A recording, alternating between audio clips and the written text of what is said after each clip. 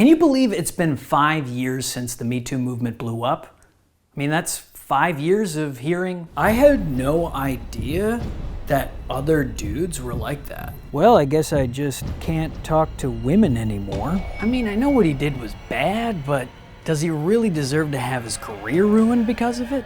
The MeToo movement arrived as a wave of harrowing and traumatic stories that caused a realization for basically everyone.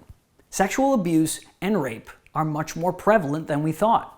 MeToo changed the social and sexual dynamics between men and women forever. So the big question is, what happens next? Well, I believe the answer might be in something called restorative justice. Now, I'm not saying that the MeToo movement is even close to being over. I'm sure Kevin Spacey has at least 5 more creepy monologues to send us. But with the frequency of abuse stories in the news going down, we find ourselves in a MeToo moment where awareness is at its peak, but solutions are lacking. Men are either scared to interact with women, shameful of their past behavior with them, or at the very least, unclear on what they can do to practically help the situation. But according to a bunch of people who are much smarter than I am, restorative justice is a solution that's less destructive than our current punitive system of law and order. In the restorative justice system, the process of righting wrongs is a collaboration between 3 separate yet equally important groups: the victim who has been harmed, the perpetrator of that harm, and the trained facilitator who helps both parties gain clarity, address needs, and find what retribution is in order. All of this is catered to the wants and needs of the actual people involved. These are their stories. Now, I know restorative justice kind of sounds like a reality show about people renovating courtrooms, but it's actually a simple and weirdly revolutionary idea. Restorative justice expert Gretchen Casey describes the process as 4 steps. Describe what happened, listen to and acknowledge the impact of this incident, agree upon specific ways to address the harm that has been described, and finally, talk and figure out what is necessary to prevent this from happening again.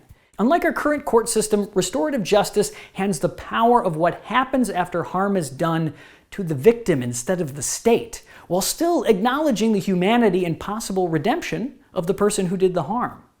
This way, all the people involved can release some of that shame, that anger and secrecy that many times surrounds the incident, that many times causes the trauma to fester. Imagine your favorite comedian turned sexual abuser.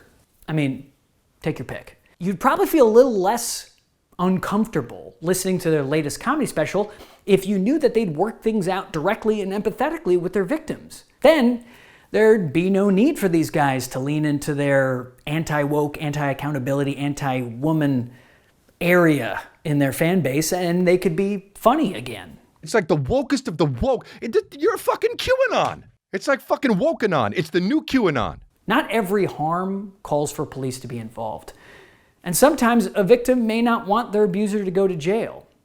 Sometimes victims just want acknowledgement of what happened, acknowledgement that their pain is real, and an understanding of why this incident happened in the first place. There's so much psychological fog that goes along with coming forward with a story of abuse. What will your friends say? What will your parents think? How will it affect your goals and your future? If people want to bring law enforcement into the picture, that is valid and they're right and totally fine. But when they don't want to do that, what option do they really have?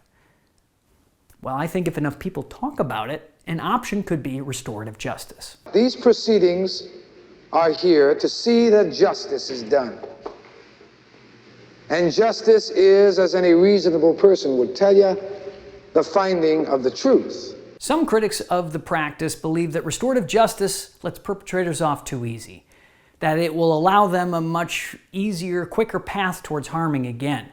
But the thing is, research proves that the current system of harsh punishment and incarceration doesn't work as well as social programs, and even a more personalized approach to rehabilitation. The U.S. Bureau of Justice Statistics reports that 2/3 of those released from jail are rearrested for at least one serious new crime, and more than half are reincarcerated within 3 years of release. While, on the other hand, off-cited data from the University of Minnesota finds that victim offender mediation, aka restorative justice, actually contributed to a 26% reduction in recidivism, which is a reoffense. There have been many people and comedians who've asked, where does cancel culture end?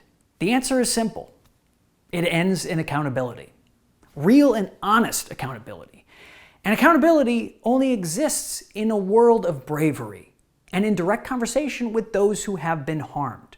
But remember, this isn't just helpful for the victims. Restorative justice has been proven to be a healing process for the perpetrators of violence too. Because at our core, we still know this is about humanity. These are people. And as renowned restorative justice facilitator Sonia Shah says, no one's healing has to be dependent on someone else's suffering. This process is not easy. It's not simple. It's not a solution for every circumstance. And it's not a guarantee. But it is another option that we all need to be aware of. And the best part is, it gives power back to those people who may have felt powerless in their most traumatic moment. This entire process moves at the speed of trust, because that's the only way we can move forward together. Thanks for watching, and if you're interested in seeing more videos about restorative justice, positive masculinity, and how we can help the inner lives of men, like this video and subscribe to Real Feels. The restorative justice theme that you've heard a couple times in this video was written and performed by my friend Russell Henson. Definitely check out more of his stuff. There's a link in the description. See you next time on Real Feels.